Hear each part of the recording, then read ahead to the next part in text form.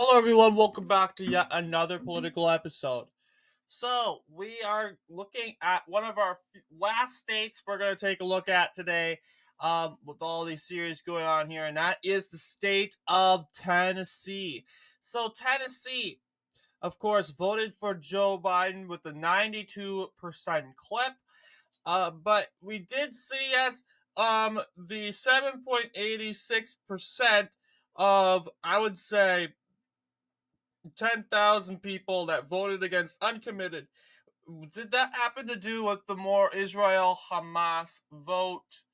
Well, I would have to say, most likely not, because we're seeing in areas where uncommitted had won in like more rural areas over here. I think overall, once again, Tennessee is a more conservative state, meaning that the Tennessee Democratic Party is more of a centrist political party, and more Tennessee Democrats are more like, we could need a better guy. And that's what kind of most Democrats are thinking. And there are people that are like, oh, Joe Biden's on the ballot. No one else is on the ballot. Might as well vote for Joe Biden. And then there's other people that are saying, you know what? Um, I I'm not a fan of Joe Biden. I want another candidate. But most people know that just because you vote uncommitted or vote uncommitted wins, that doesn't mean you get a new candidate. That's sort of what a lot of people think, but that's not what happens. I think we know most of the Palestinian supporters know that they don't really care about getting a new guy, or they don't really care about getting a new, let's just say, a nominee. They just kind of want to vote uncommitted to kind of sabotage Biden and send a message to Biden saying, hey, we're not happy with you. And if we're voting in a line, wasting our time, sitting in a line to vote uncommitted against you, we're pretty much going to vote. We're not pretty much not going to vote for you. We're dead serious not going to vote for you in the general. So that is indeed a very interesting, in my take, analyzation of that said results. So as you'll see, this Tennessee, as you know, Democratic Party, 95% for Biden, 122,000 people. This was probably, I would say, Biden's best night, in my opinion. Did I predict he would win every county? Well, yeah, because he's the incumbent president. It would make best sense that he would. But then again, not to mention, Dean Phillips and Marianne Williamson weren't on the ballot. They were not on the ballot, and in reality, they didn't really stand a chance of picking up this state at all. They didn't receive any support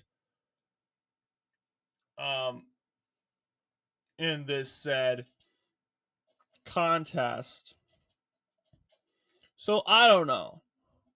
So yes, that's the Tennessee primary. There's not really much to talk about with Tennessee. The fact that, okay, Joe Biden got a good rating of 122,000 Democrats coming out and voting from him. I would say most of them came from Memphis and Nashville. Not even. I think also other people are probably scattering everywhere, and that happens to make 122,000 people. Now, a lot of people are like going to say, well, Biden should have carried all of Nashville, all of Memphis, because as you know, they're blue cities. Yeah, once again, but some people like to stay home because in reality, why vote in this election if there's no other people to vote for? It's just Joe Biden on the ballot and an uncommitted option. Either way, Biden's going to win. It's going to turn into a Nevada situation where Biden loses the popular votes but wins the contest anyway because uncommitted isn't a legitimate contest. But I would tell you the pro-Palestinian population doesn't really care if they, I would say, carry the delegates. It's if they get mounting delegation support where it can kind of send a message to tell Biden to get out of Gaza. That's kind of the concern that they are focusing on. But let's take a look at the Republican primaries in Tennessee and kind of see where they lie. So, yes, Donald Trump wins 77.36%. And Nikki Haley showed her strength in areas like in Nashville. We know that Nashville. I don't know if this isn't that isn't called Nashville County. It's called something else. But this county was carried by Marco Rubio. Um, a Yes, it was carried. No, not this county. The county south of it was carried by Rubio. It has, and I would say this county. I don't know if it's a neocon voting county, but we know today that this county ditched the neocon vote and ended up voting for Trump by around 60% clip, and that really helped Trump get 77.36% in the state of Tennessee. And that overall was very successful. So let's see. Mitt Romney. Yeah, I would say this county over here votes mainly for neocons because this county was supported Romney. I'm not saying Marco Rubio's a neocon, but they ditched Trump to vote for, as you know, um, Marco Rubio. And I would call it more of a social right, social Christian right, more than anything.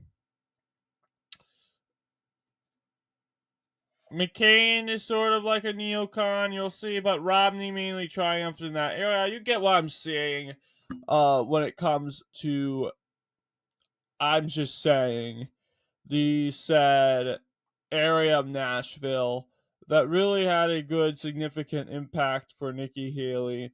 She's a neocon. She can win in that area if she wanted to. But as you know, she ended up carrying nothing.